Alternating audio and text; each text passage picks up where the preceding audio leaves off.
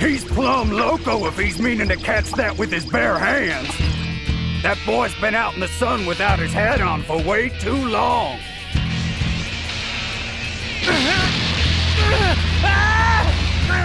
My fellow Nerdikins, welcome back to another episode of That's So Nerdy. Today we have another deck profile for you. It's going to be a quick one, and it's an older deck, and it's going to be, I'm sure you've gathered already, Android 13. And I really think that this leader is pretty awesome. I know green isn't like super prominent in the meta right now, but that doesn't really matter to me since, once again, I don't really have a competitive scene anywhere near me. So all I have are online events or casual local play, which is just me and my friend Tommy, pretty much. I'm trying to get more people in my area into this game because it's a lot of fun. And you know what? I've got off subject. Sorry about that. Let's go ahead and get started with this deck profile.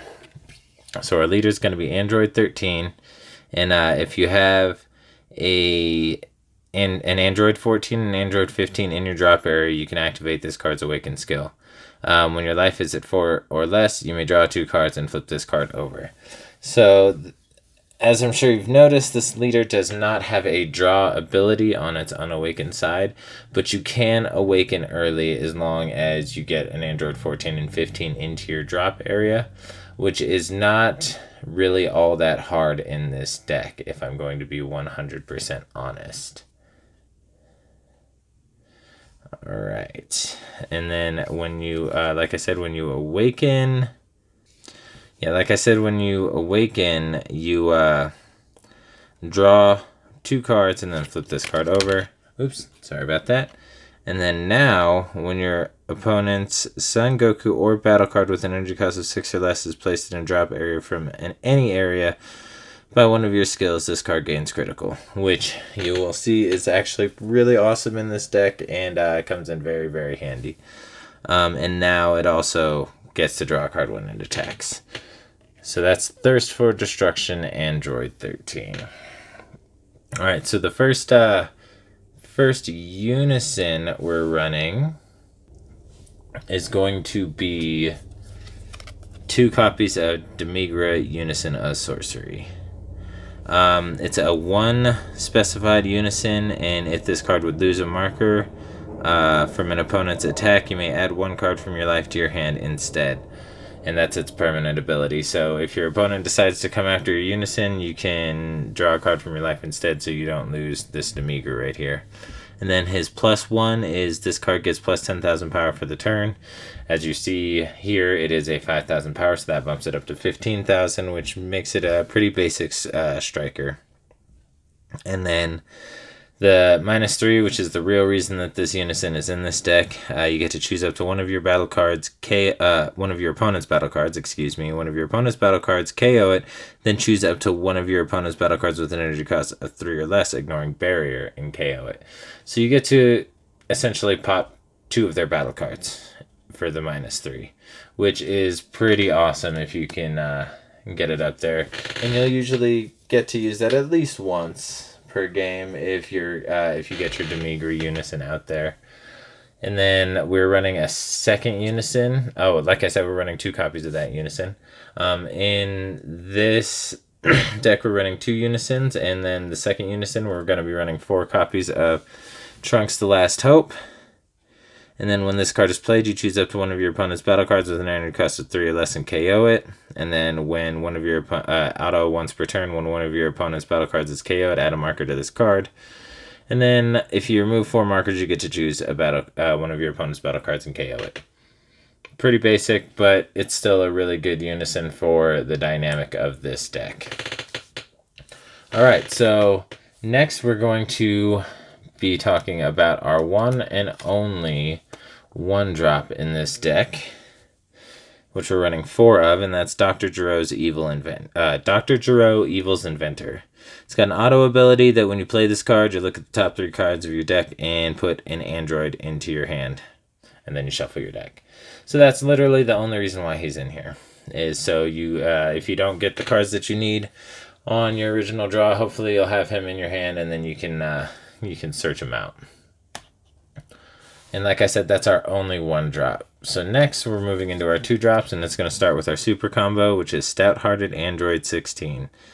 So when your life is at 4 or less and your leader is an android card, this card gets plus 10,000 power, and your opponent chooses a card from their hand and places it in their drop area. So that's pretty good for hand control and making sure that your opponent has less to combo with and things like that. You don't get a draw while playing it, but honestly, with this deck dynamic, I actually I prefer the ability to trim down your opponent's hand size a little bit. The next 2 drop we're running is going to be, oh, and since that's our super combo, of course, we're running 4 copies of that. Next, we're running 4 copies of Combination Attack Android 14. During your turn, when you combo with this card, if your leader card is an android card, your opponent chooses one of their battle cards and KOs it. So you combo with this card. I mean, you do have to pay 1 to combo with it. That is a little unfortunate, but it's because you get to just pop one of your opponent's battle cards. So that is actually a pretty sweet ability. And like I said, we're running 4 of those. Next 2 drop, we're going to be running 2 of, and that's Endless Malice Android 17. If you, he's got an auto that when you burst 3 and this card attacks, it gets plus 5,000 and critical. So the reason that that's important for this deck is you use your Union Absorb to play your boss card for this deck. And in order to do that, and Awaken actually, now that I think about it, you need Android 14 and Android 15 in your drop area in order to not only awaken, but also to play your boss monsters. And that's pretty, this guy, that's what he's in here for, is to help you to be able to do that. To get those 14s and 15s into your drop area, and then be able to awaken and play your boss monsters with their Union Absorb. Next is another 2 drop. We're also playing 2 of this one. Made to destroy Android 19.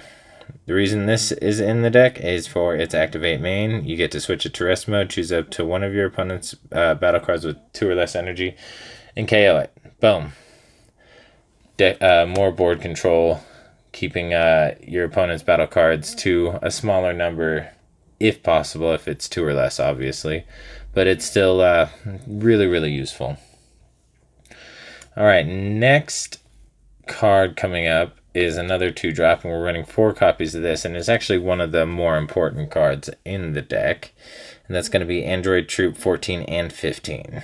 The reason that this is so important is because this card counts as either an Android 14 or a 15 when it's in all areas. So if you have one of these in your drop area and then any other 14 and 15, then you can use them for your Union Absorb. So it gives you a little bit more freedom when it comes to being able to use your Union Absorb and not having to wait till you get both of them in your drop area, because sometimes you'll just get a bunch of 15s or a bunch of 14s and you're like, oh no, what am I going to do?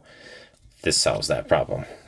And then it's got an activate main that you place this card in your drop area from your hand if your lead card is an Android 13 card, and then you get to draw a card. So not only does this help you with your boss cards and awakening your leader card, but he allows you to just throw it into the drop area from your hand, which makes it so it's easier for you to play those abilities. And then when you do it, it's not like you're taking a loss, because you also get to draw a card. So it's essentially just fueling your leader and your boss monsters. And like I said, we're running 4 copies of that card. Next card we're running is another 2 drop. It's actually going to be the last of our 2 drops. I'm sure you've noticed there's a lot of 2 drops in this deck. Oh, sorry, didn't mean to bump the camera. Let me fix that. There's a lot of 2 drops in this deck, but it's actually really, really good to have these cards in here, because they help out a lot, especially with the board control that this deck is meant to have. So the next card we're running is 4 copies of Android 20 Vowel Creator. And when you combo with this card from, when you combo with this card during your turn, and you get to choose one of your attacking Android cards and it gets plus 5,000 in double strike. So that's really awesome because it doesn't say Android battle card, so that counts for your leader too. So if you've already popped one of your opponent's cards, your leader gains critical, and then you combo with this guy, and your leader, I mean, it does cost 1 to combo with it, but it's because you get an additional 5,000 and double strike. So it's essentially like a Champa, except you get a little less combo power, but it doesn't matter because it gives you the plus 5,000 power. So in essence, it is exactly like the red Champa. Gives you a 10,000 boost and double strike. And like I said, we're running 4 copies of that because it can come in very, very handy. Alright, so next is the first of our 3 drops. And it's going to be Android 13 the Brilliant, and we're running 4 copies of this. This is our first Union Absorb card. And then this one, you get to Union Absorb for free, so that's really nice. As you see, choose one Android 14 and 15 card in your drop area and place them under this card. If your leader card is an Android card, choose up to 1 Android 13 card with an energy cost of 7 and play it on top of this card. Which is, I mean, your main boss monster. It's that guy right there. And you'll be seeing him in just a moment. And then permanent, you can't play this card from any area if there's an Android 13 card in play in your battle area.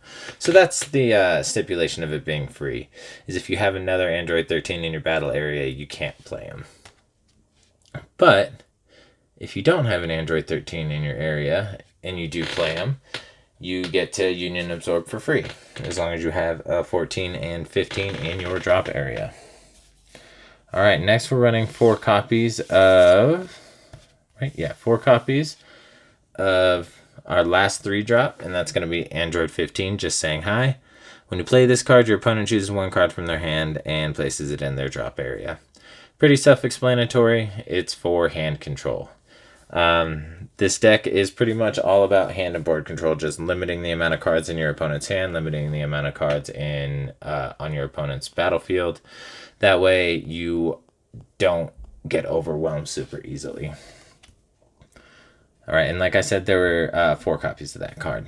Next, we're going to be running 4 copies of Dawn of Terror, Android 13, our first 4-drop. This is our second Union Absorb. We're only running 2 Union Absorb cards in this deck, and I mean, it works great for me. I've never really been super disappointed, even in my losses with this deck, on how it performed, except for before I got the playset of my boss cards, I only had 2, and I ended up accidentally getting both of those sent to my drop area, so I wasn't actually able to play my boss monsters, and that was actually the reason that cost me that game. But it's not that big of a deal. Now I have a play set of the boss monsters, so this deck is way more consistent. But you pay 1 green, and then you do the same thing as the other Android 13. You take a 14 and 15 from your drop area, throw it under this, play 7 drop on top of this from your deck. And then when you play this card, your opponent chooses one of their battle cards and KOs it. So more board control while also being able to use your Union Absorb. Oh, actually, let me go back and retcon something really quick. Never mind.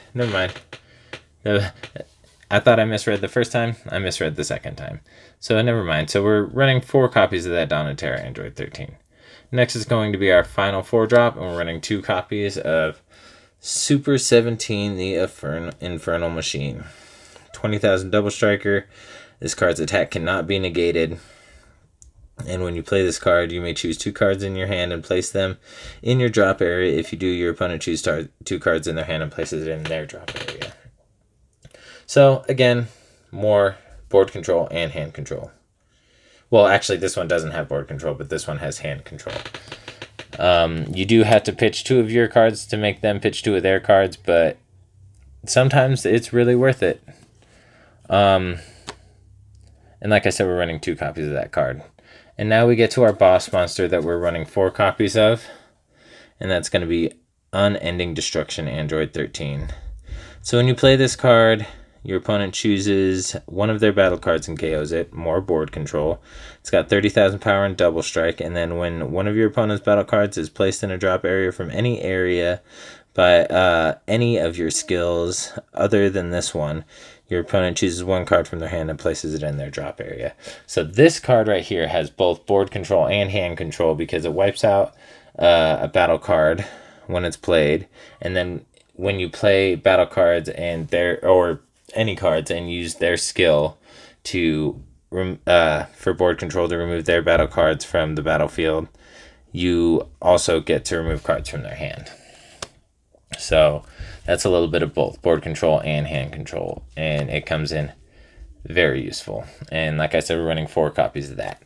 Now that's going to be the last of our battle cards, and that means we're going to be moving on to our extra cards. We only have 3 different extra cards to go over, so it's going to go pretty quickly, and they're all pretty basic, so it's going to go really quickly actually.